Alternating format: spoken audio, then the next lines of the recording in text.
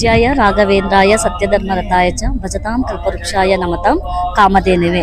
ನನಗೆ ಇದು 9ನೇ ವಾರ. ಆಲ್ರೆಡಿ ನಾನು ಮೊದಲನೇ ವಾರದಿಂದನೂ ಇಲ್ಲಿ ಬರ್ತಾನೆ ಇದ್ದೀನಿ. ಅದರಲ್ಲಿ ಏನಪ್ಪಾ ಅಂತ ನನಗೆ ಫಸ್ಟ್ ಬಂದಿದೆ ನನ್ನ ಹೆಲ್ತ್ ಇಶ್ಯೂ ಇಂದ, ಅಂದ್ರೆ ನನ್ನ ಆರೋಗ್ಯ ಸರಿ ಇರಲಿಲ್ಲ. ಇವಾಗ ನಾನು ಇದು 9ನೇ ವಾರ ಆಗಿರೋದ್ರಿಂದ ನನಗೆ ಮೊದಲನೇ ವಾರದಲ್ಲೇ ನನ್ನ ಹೆಲ್ತ್ ಸರಿ ಆಯಿತು. ಪ್ರತಿಯೊಬ್ರು ನಮ್ಮನ್ನ ಮಾತಾಡಿಸ್ತಾ ಇಲ್ಲ. 2 ಇಯರ್ಸ್ ನಮ್ಮನ್ನ ಯಾರು ಮಾತಾಡ್ಸಿರ್ಲಿಲ್ಲ, ಯಾರು ಮನೆಗೂ ಸಹ ಕರೀತು. ಒಂದು ಫಂಕ್ಷನ್ ಇದ್ರೆ ನಮ್ಮಿಬ್ರನ್ನ ಯಾರು ಇನ್ವೈಟ್ ಮಾಡ್ತಿರ್ಲಿಲ್ಲ. ರಾಯರ್ ಕೃಪೆ ಬಂದ್ಮೇಲೆ, ನಾನು ರಾಯರ್ ಪಾದ ಹಿಡಿದ ಮೇಲೆ ನನಗೆ ಪ್ರತಿಯೊಬ್ರು ಈಗ ನಮ್ಮ ಮನೆಗೆ ಬಂದು ಅವರೇ ಇನ್ವೈಟ್ ಮಾಡ್ತಾರೆ. ಫೈನಾನ್ಷಿಯಲ್ ಇಶ್ಯೂ ಅಷ್ಟಿತ್ತು, ಬಟ್ ಅದೆಲ್ಲ ಇವಾಗ ಆಲ್ಮೋಸ್ಟ್ ನನಗೆ 50% ಸಾಲ್ವ್ ಆಗಿದೆ. ಇನ್ನು 50% ಮಾತ್ರ ಇದೆ.